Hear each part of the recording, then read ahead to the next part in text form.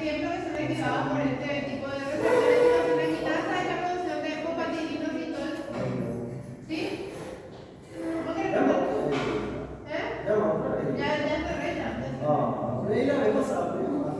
Sí, pero esta vez no había cerrado. Ahora sí cerró. Todos vieron. Ya cerré y ya no lo Pero si vos no estabas en la lista que ya para todas las vías, por ejemplo, dijimos, nos quedamos ahí en los microtúbulos, para la coagulación también las plaquetas aumentan de concentración de calcio, por eso los antiplaquetarios muchas veces lo que hacen es secuestrar el calcio para evitar que este suba a nivel y no haya agregación plaquetaria en los pacientes que tienen predisposición a la formación de coágulos que son antiplaquetarios. O sea, hay pacientes que tuvieron ACV o tuvieron algún tipo de derrame y esos pacientes toda la vida toman antiplaquetarios. ¿Sí? También en las rutas implicadas en el aprendizaje, que ustedes no están activando ahora, porque están haciendo otra cosa, ¿sí? No están liberando sus calcios. Cuando se aprende también en la señalización neuronal, parte de esas rutas son dependientes de la liberación de inositol 3-fosfato. En la fertilización de un huevo, eso no vamos a usar porque es para las ranas, ¿verdad? Para los animales que son ovíparos. Y también en el proceso de inicio del desarrollo, después de la fecundación de los animales que,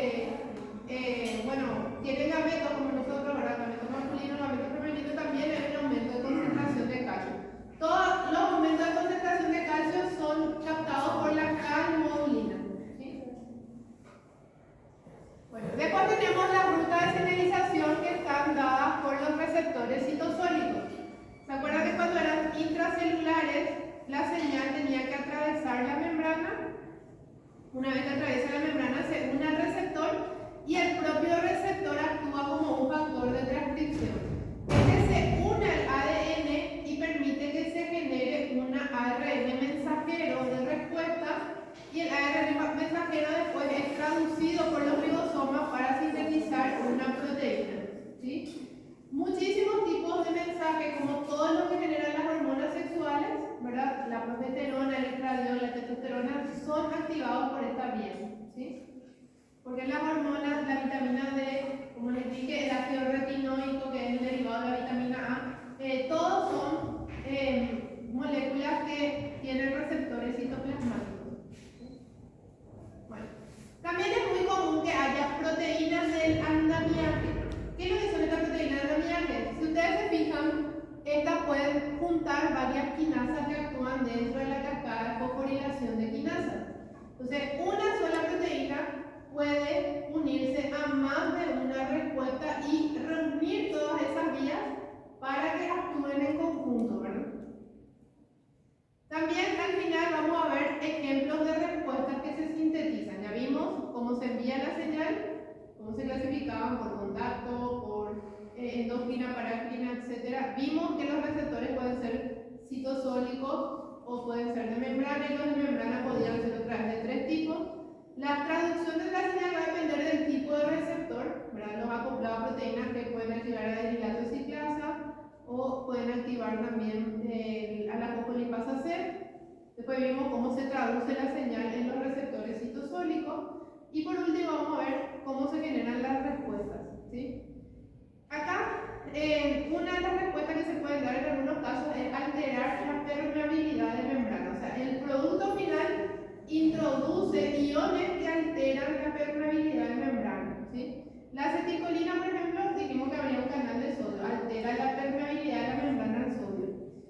También hay algunas enzimas que alteran algún proceso celular o alguna ruta metabólica. Por ejemplo, muchas veces las infecciones bacterianas liberan péptidos. Por eso uno puede detectar a través del péptido C. Alguna vez se hicieron un análisis cuando el médico pensó que había una infección y le pidió la proteína C reactiva.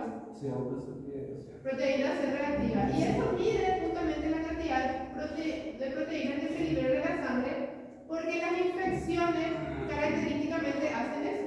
¿Sí? En sus procesos. ¿Sí? Profe, la alteración de la permeabilidad de la membrana también altera la polarización de la membrana. Claro, puede ser que para cuando ingrese el de sodio se polarice, o sea, se cambie la polaridad de la membrana. Se modifique, claro que sí.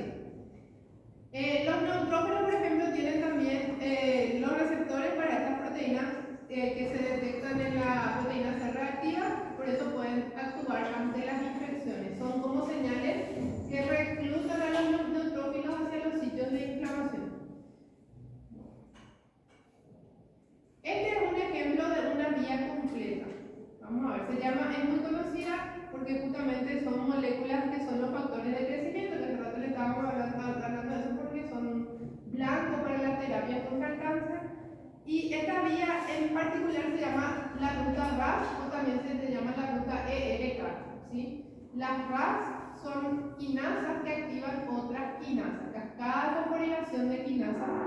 Bueno, todo empieza acá cuando un factor de crecimiento, en este caso epidérmico, por eso se llama Epidermical Growth Factor, se llama en inglés, entonces en sus siglas, todas son en inglés, EFF. ¿Sí?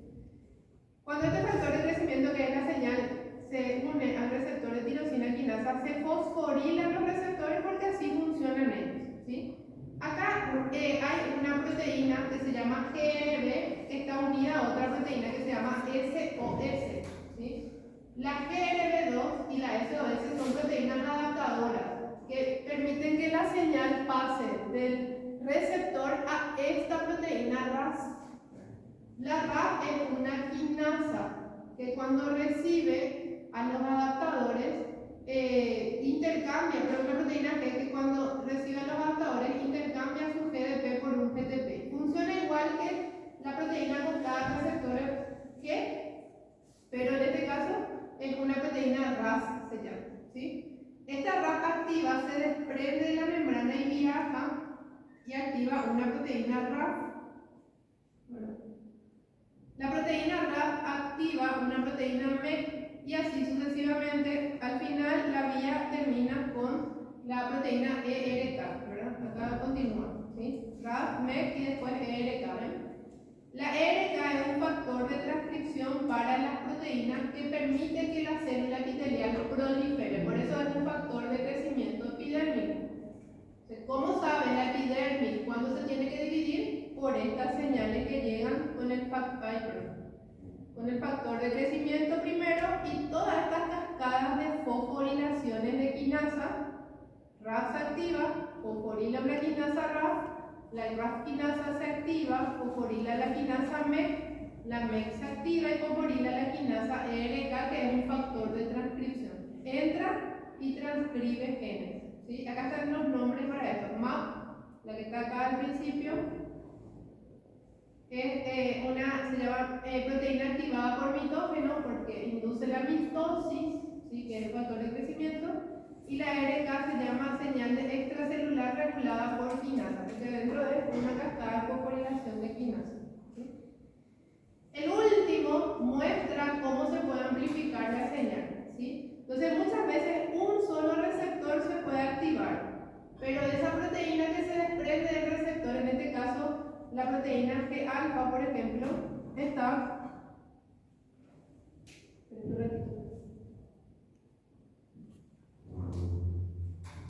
La proteína G alfa está activando más de una adenilato ciclasa. Cada una de estas adenilato ciclasas, acá hay en total unas 5, ¿sí? Están produciendo AMP cíclico. ¿Ven? Una sola señal activa más de una cascada de producción de quinasas en este caso. También puede ocurrir que una proteína quinasa fosforile a más de un sustrato, entonces varias quinasas a la vez amplifican la señal, ¿sí? Dentro de la célula.